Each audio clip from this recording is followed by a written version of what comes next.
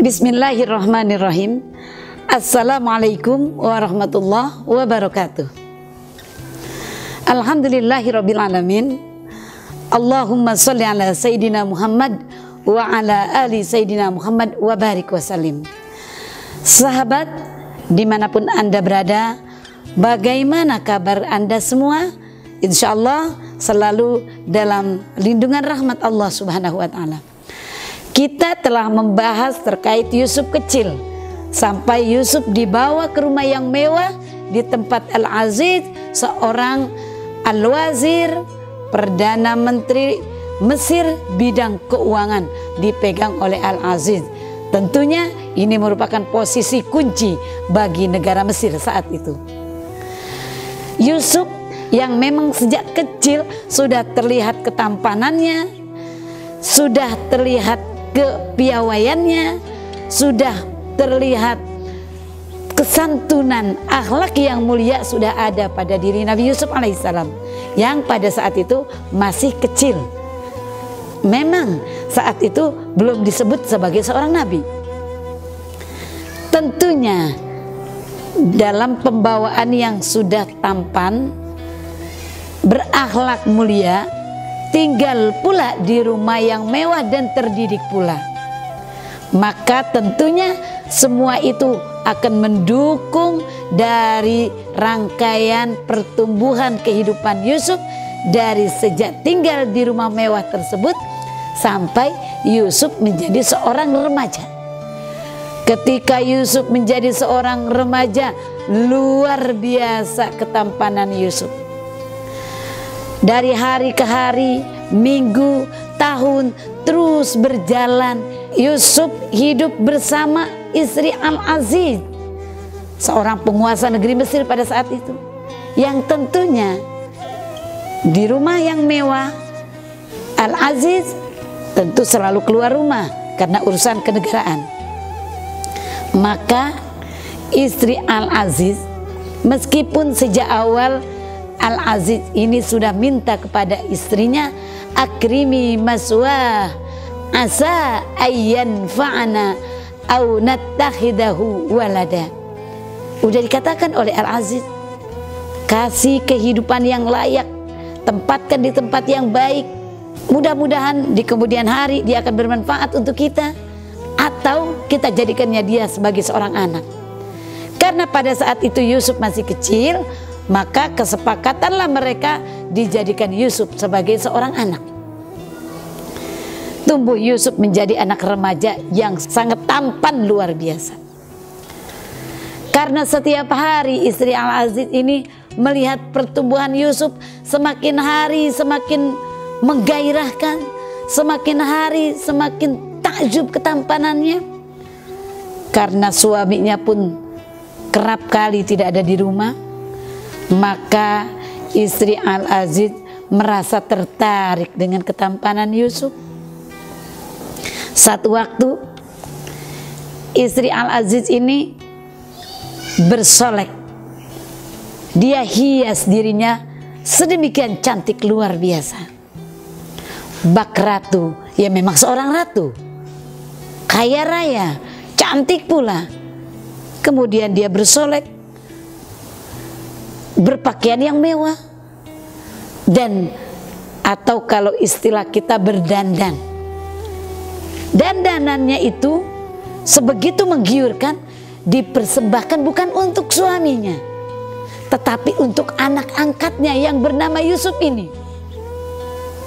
Ketika dia sudah bersolek sedemikian rupa, berpenampilan begitu cantiknya, begitu aduhainya, siapapun laki-laki yang melihat pastinya akan sangat tertarik. Maka dia panggillah Yusuf yang sedang meningkat remaja itu. Dia panggil Yusuf. Setelah dia panggil Yusuf, dia minta Yusuf untuk menghampirinya, dan dia minta Yusuf untuk melayaninya sebagaimana layaknya seorang remaja putri. Seorang remaja putri yang sedang kasmaran dengan seorang pemuda yang tampan. Dia minta Yusuf untuk melayani hasrat nafsunya, tetapi ketika dipanggil Yusuf, walaqad hammat bihi wa hamma biha.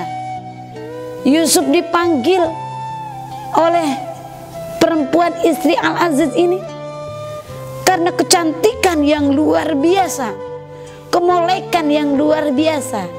Yusuf pun tentunya sebagai seorang pemuda yang normal, manusia biasa, hampir-hampir Yusuf mau mengikuti ajakan istri Al-Aziz tersebut. Yusuf sudah hampir mendekatinya. Yusuf sudah hampir jatuh ke pelukan istri Al-Aziz. Tetapi ternyata pada saat itu Yusuf dikasih burhan oleh Allah, dikasih tanda oleh Allah. Apa tanda yang Allah perlihatkan kepada Yusuf? Supaya Yusuf tidak mengikuti hasrat hawa nafsu istri Al-Aziz yang cantik rupawan ini. Allah kasih burhan, Allah kasih tanda. Pertama, Yusuf melihat wajah ayahnya yang sedang menggigit jari telunjuknya. Yusuf melihat wajah ayahnya seperti itu, melihat menggigit jari telunjuk sambil memelas seolah-olah kepada Yusuf. Yusuf kaget. Setelah Yusuf kaget, dia langsung terperanjat. Setelah dia terperanjat, kemudian istri Al-Aziz memalingkan lagi pikirannya Yusuf, dialihkan lagi kepada dirinya.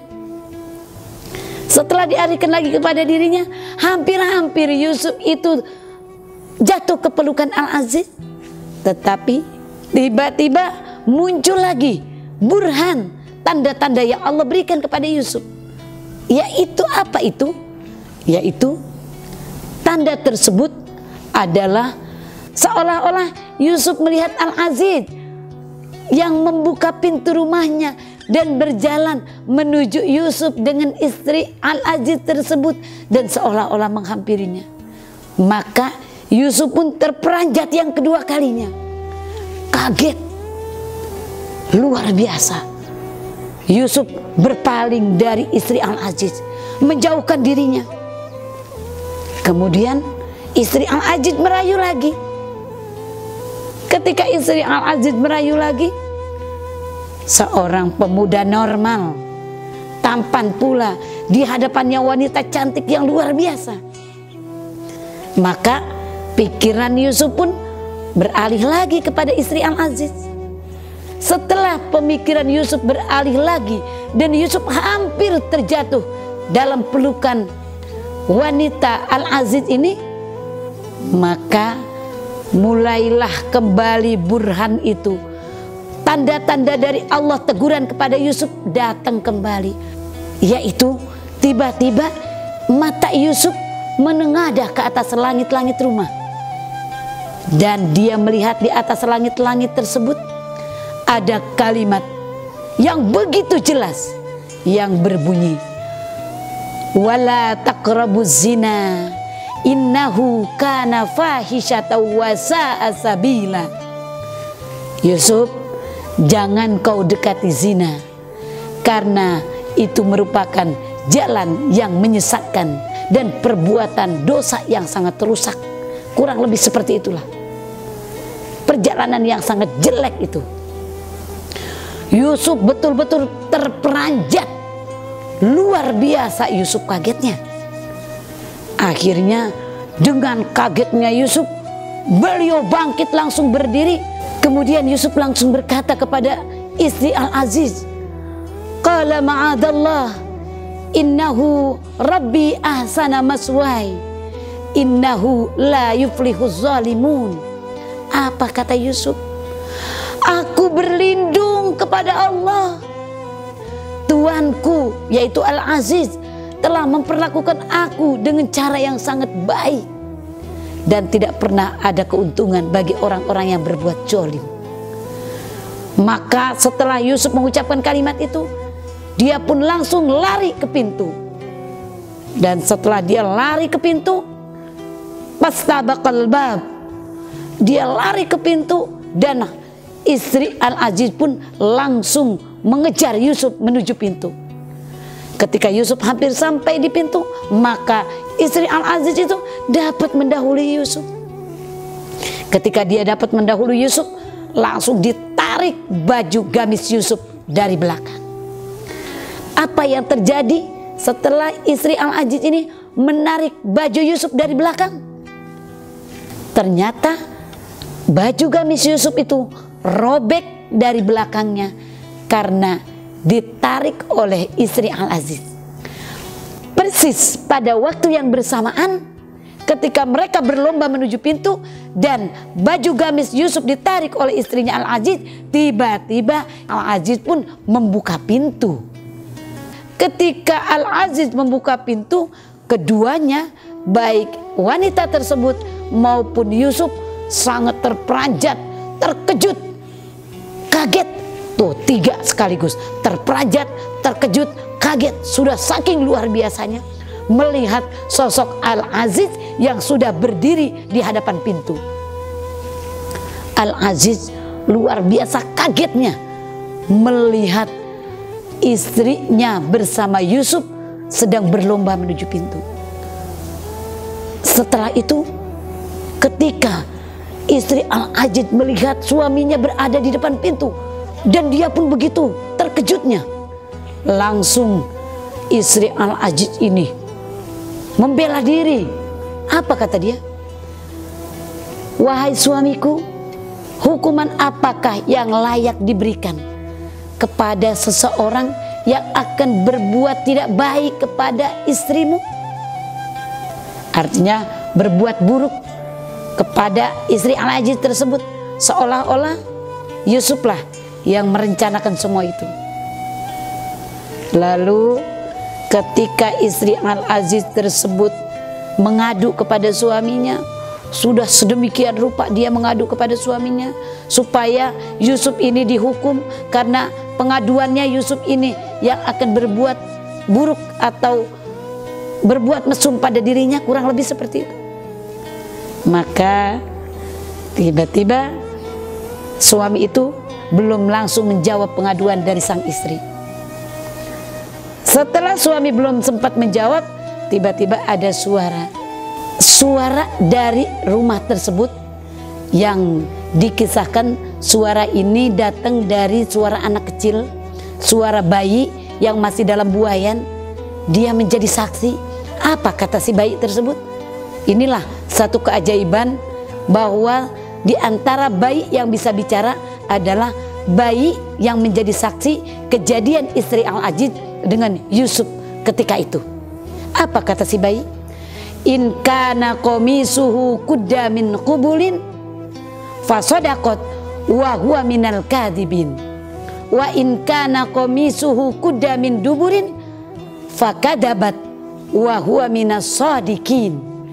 Kata si bayi yang masih dalam buayan, wahai Al-Aziz, lihat dulu pengaduan istri itu benar atau tidaknya, dibuktikan dulu. Jika terlihat koyak gamis Yusuf di bagian depan, maka perempuan tersebut dia adalah yang benar dan Yusuf berdusta. Akan tetapi wa in kana qamisuhu qudda min duburin, jika engkau melihat koyaknya gamis Yusuf itu ada di bagian belakang, fakadabat wa huwa minas shadiqin, maka istrimu atau perempuan itu yang berdusta, Yusuflah yang benar. Itulah kesaksian seorang bayi yang ada di dalam buaya. Maka seketika itu juga Al-Aziz langsung melihat robek baju ini ada di mana. Dilihatnya oleh Al-Aziz, ternyata baju Yusuf ini, gamis Yusuf ini robeknya bagian belakang. Ketika robeknya itu bagian belakang, langsung Al-Aziz itu berkata kepada Yusuf, wahai Yusuf, a'rid an hada, berpaling dari ini semua, tinggalkan ini. Artinya udah cukup, ini jangan diperpanjang. Ini adalah aib, simpan menjadi rahasia, jangan diceritakan kepada orang lain. Cukup ini merupakan aib keluarga kita, dan cukup ini hanya engkau, istriku, dan aku yang tahu, menjadi rahasia kita bertiga. Dan engkau, hai istriku, wastagfiri lidambik innaki kunti minal khati'in. Beristighfarlah, mohonlah ampun kepada Allah dari segala dosamu, dan dalam hal ini engkau yang bersalah. Sahabat yang dimuliakan Allah, ternyata inilah luar biasa Allah jaga Yusuf. Apapun ceritanya, Yusuf ini adalah sebagai manusia biasa, seorang remaja yang baru mau ningkat keremajaannya itu, tampan pula, dan tentunya sifat kemanusiaannya dan hawa nafsunya pasti bergejolak luar biasa, dan dia pun berupaya keras untuk melawan hawa nafsu ini. Maka ketika dia mengatakan qala ma'adzallah, aku berlindung kepada Allah, sesungguhnya kalimat ini dapat dijadikan sebagai contoh pelajaran bagi kita, bagi anak-anak muda kita saat ini. Anak-anak muda yang soleh, anak-anak muda yang mempunyai moral yang mencontoh Nabi Allah Yusuf alaihissalam. Maka ketika dia mendapatkan godaan, terutama godaan dari perempuan, maka dia harus mampu mengatakan bahwa aku takut kepada Allah. Jika saat ini, zaman sekarang ini, boleh dikata zaman now, ada pemuda yang ketika dia dirayu, digoda oleh kemolekan seorang wanita yang luar biasa, apalagi wanita itu mempunyai kedudukan terhormat, kaya raya, cantik pula. Pemuda ini digoda oleh seorang wanita semacam ini. Ketika dia mampu mengatakan inni akhafullah, maka pemuda ini termasuk ke dalam orang yang digolongkan dalam hadis Rasulullah Sallallahu Alaihi Wasallam. Apa kata Rasulullah? Sab'atun yuzilluhumullahu fi zillih yauma la zilla illa jilluh. Ada 7 golongan, 7 kelompok yang dinaungi oleh Allah Subhanahu wa taala pada hari kiamat, di saat tidak ada naungan sedikit pun kecuali pertolongan dari Allah. Di antara ke-7 golongan tersebut yang dilindungi oleh Allah, dinaungi oleh naungan Allah, satu golongan ini adalah seorang laki-laki yang ketika dia dipanggil oleh seorang perempuan yang cantik, rupawan, kaya raya, punya keturunan yang baik, kemudian si laki-laki ini mengatakan inni akhafullah rabbal alamin, saya takut kepada Allah Tuhan semesta alam. Inilah sebagai contoh pelajaran yang dapat kita ambil di zaman sekarang ini untuk para remaja, anak muda kita. Yuk kita didik sama-sama untuk menjadi anak muda yang mencontoh akhlak Yusuf alaihissalam ketika masih sebagai seorang remaja. Dan juga kita jadikan anak-anak muda kita zaman sekarang anak muda yang takut kepada Allah, yang dapat mengatakan bahwa saya takut kepada Allah Tuhan semesta alam ketika ia menghadapi godaan dari perempuan dimanapun itu berada. Semoga ada manfaatnya untuk kita semua. Wallahu a'lam bishawab. Assalamualaikum warahmatullahi wabarakatuh.